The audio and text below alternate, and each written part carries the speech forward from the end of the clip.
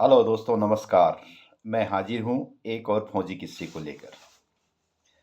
दोस्तों, मेरे किस्से 90 के दशक से पहले के या 90 से 2000 के बीच के हैं। उस समय जैसा कि आप सभी जानते हैं कि लोग बहुत ज़्यादा पढ़े लिखे नहीं होते थे, खास करके सेना के अंदर, क्योंकि गांव में स्कूलों की सुविधा भी इतनी नहीं थी, तो बहुत ज़्यादा पढ़े लिखे नहीं होते थे। बात उन दिनों की है दोस्तों। एक बार हम मिलिटेंसी एरिया में, यानी जहाँ काफ़ी उग्रवाद हो, उस इलाके में तैनात थे। और हमारी कंपनी किसी गांव के पास तैनात थी। हमारी जवाबदारी उस गांव और उनके इलाके में मिलिटेंट्स ना आए, उसके देख रेख और रोकथाम के लिए थी।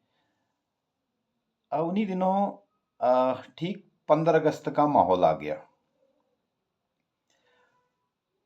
तो स्कूल प्रशासन की तरफ से हमारे कंपनी कमांडर साहब को चीफ गेस्ट के तौर पर बुलाया गया।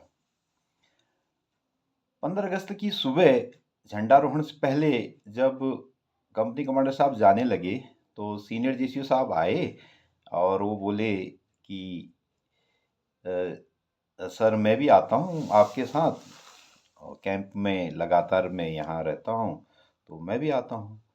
कंपनी कमांडर साहब बोले, नहीं जी साहब, आप ऐसा है, आप यहीं रुकिए, क्योंकि मैं भी जा रहा हूँ कैंप में, एक सीनियर का होना ज़रूरी है। तो वो साहब बोले कि साहब, बाकी साहब लोग भी है, हो जाएगा, थोड़ी बस 1-2 घंटे में तो आ जाएंगे, ज़्यादा दूर थोड़ी ना है। तो कंपनी कमांडर साहब बोले, चलिए साहब, फिर चलते हैं, बैठिए। तो बैठ गए।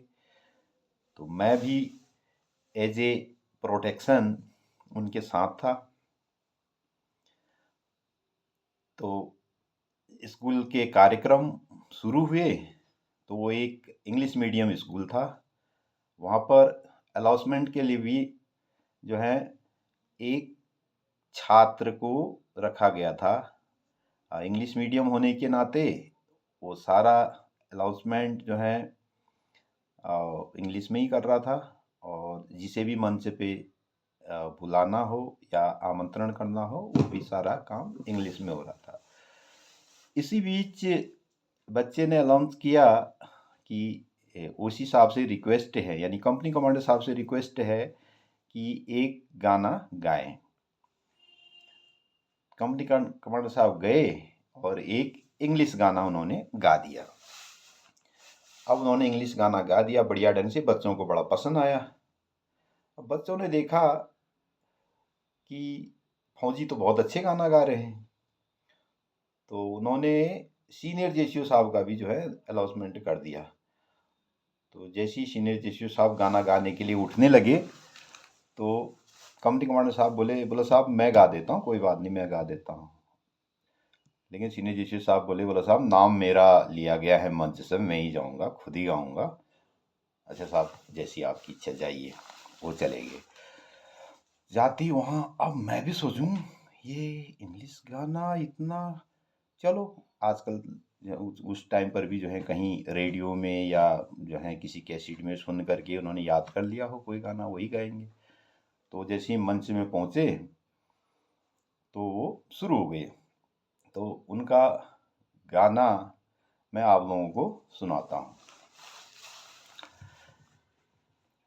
Bird folding bird, catch catch catch magazine catch, way magazine way, GPS VPS PRC star भी, bird folding bird, catch catch catch magazine catch, वे